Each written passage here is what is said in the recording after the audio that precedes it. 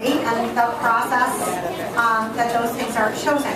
So without further ado, I'd like Judy to come up to do our introductions for our outdoor educators. Right here. Yeah, right there.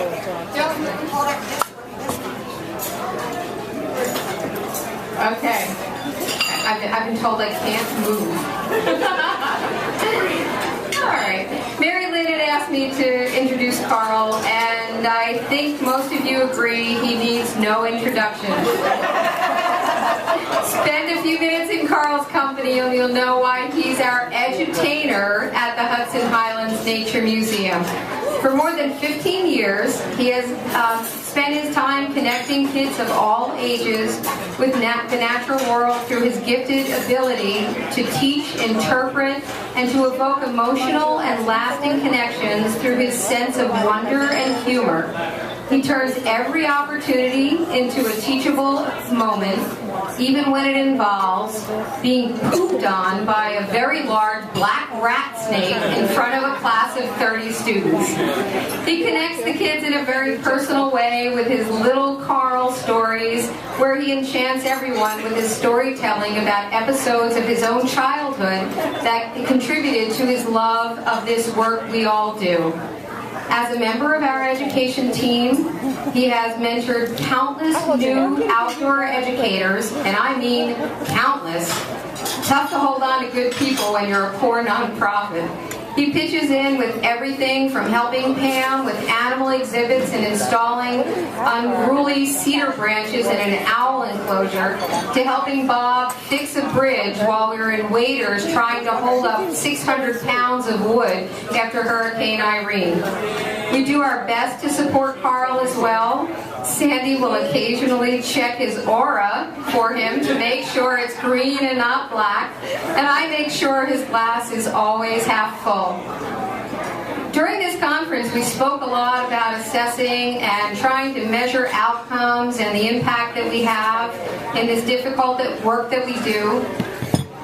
But how about this? A college student who comes back at the Wildlife Education Center during Christmas break to tell us they're studying environmental science because of the seeds that Carl planted a decade before. Or when all of the rest of us go into classrooms to teach a group of children, only to see disappointed faces and a child saying, "But where's Carl?" That's authentic and lasting impact. Congratulations, Carl.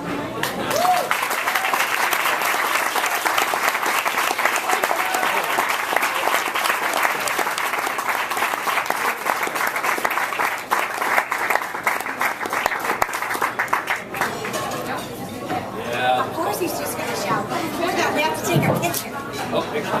Picture time. I don't know, in front of the mirror probably won't work. Is he crying? If you don't want to be in front of the mirror, it'll flash back.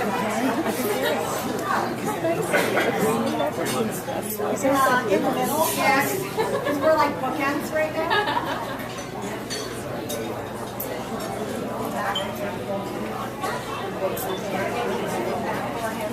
Very nice. Rebecca's fine. I'm going to cry. Okay, she'll make me cry. Come on, cry. The other award winners come on. Yeah, We'll just stand up there. Sorry. You don't have to speak. Wow. Okay. I'm not going to use the microphone. I'm just going to talk. No, you have to. You can't hear. No, I can't. I can't use it. So, hopefully you can't hear me, yes? No. Why don't you come closer? Come closer. You can't Do it. Use the microphone. Yeah. Can you guys hear me now? Yeah. First. So now this thing's, first off, I gotta thank Judy for recognizing genius when she sees it. So thank you so much. But seriously, I was very surprised when I received it. I mean, I got that thing in the mail. I was like, what is that? Oh, I won it. I was like, all right. I didn't know what was going on. And she totally surprised me. By the way, I recommend if you haven't nominated somebody, do it. Because I'm sure it made you feel good. And it really makes me feel. So it's something you should try to do. I want to try to keep it brief and simple. A couple things I wanted to say was that here it goes. First off, I do have to thank Judy for being super supportive. You know, as an environmental educator, having a director like her really makes things so much easy for me. There's so much to support. I get to be in front of the stage. I mean, I don't have to deal with a lot of stuff behind the stage. So it's always good to be able to not have to worry, just go out and entertain people.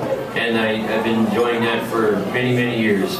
I also want to thank Cheryl and Chip, who didn't attend, who showed up for taking a chance on hiring me. I didn't have the hugest background in education, but she did take a chance. As a matter of fact, she also convinced me to come to my first NYSOEA conference, which was my weekend off, and I was like, you want me to go, what?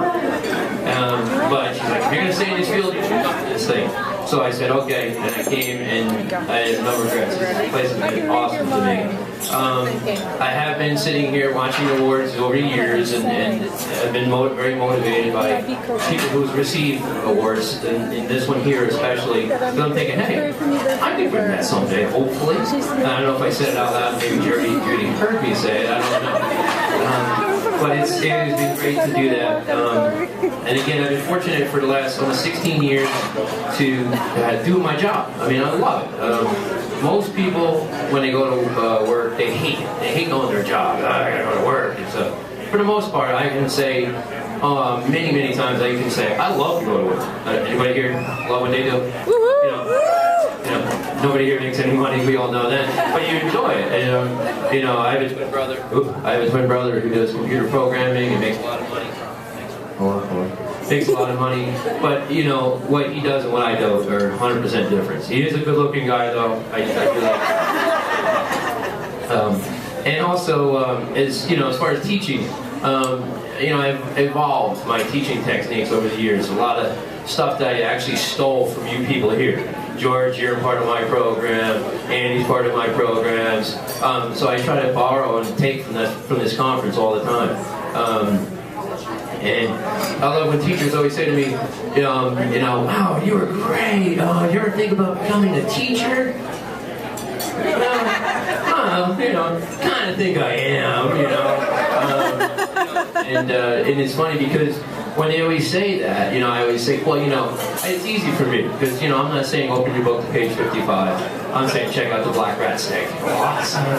So it's a lot easier to have the props and the trails and things like that. And, you know, when they do say it, I don't get insulted by it, but I'm thinking, you know, some people, teachers have a class of average 25 kids, and they teach the 25 a year. You know, I see like, I don't know, 12, 15,000 people a year. So I get to reach out and touch tons and tons of people. So the next time a teacher says, wow, I think you should become a teacher, I'm going to say, no, you should become an outdoor educator. And I want to say thank you all. Thank you.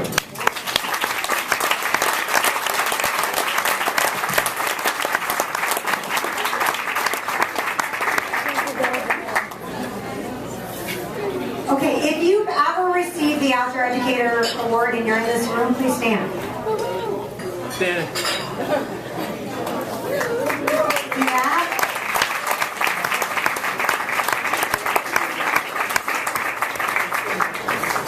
Okay, so the next award is our Art and Literary Award. Art and Literary Awards are given for outstanding artistic or literary ability. Some of us were privileged. How many of you showed up at Edcation in the frozen rain? I was on. That doesn't really count. But our Art and Literary Award last year actually did. Tom Chapin showed up. It was wonderful to see him. And our Art and Literary Awards are not always from within the association. So this is a great way for us to appreciate the way that people use art and music and the written word to express themselves in a way that